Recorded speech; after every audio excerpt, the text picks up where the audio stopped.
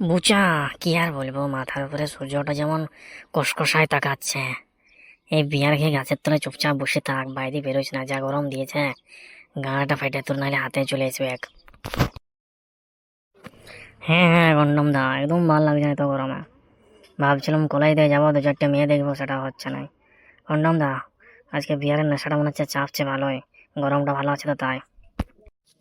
শোন, আজ যতক্ষণ না মাথা ঘুরিয়ে প্যান খুলে শুয়ে থাকবো ততক্ষণ খাইয়ে চলবো, ঠিক আছে? বাড়িতে কেউ যদি দেখতে আসে তো যাস না। আর যদি গেছিস, কন্ডম দেখে নেক্সট টাইম আর ডাকবি না বিয়ার খেতে, ঠিক আছে? কি, তোমরা জানো না এখান দিয়ে মেয়েরা হাঁটাচলা করে একটা রাস্তা? রাস্তা ধারে তোমাদের বিয়ার খাওয়া তোমাদের লজ্জা লাগে না?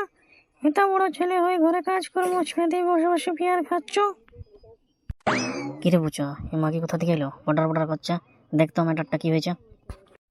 কি গো সুন্দরী, তোমার কি প্রবলেম হচ্ছে? তুমি চিল্লাচ্ছ কেন?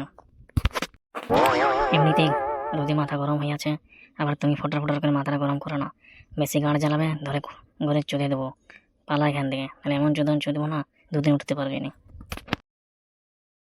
এলে ওরা যা দিলি তুই, মাগি মনে হচ্ছে না থাকবে কেন।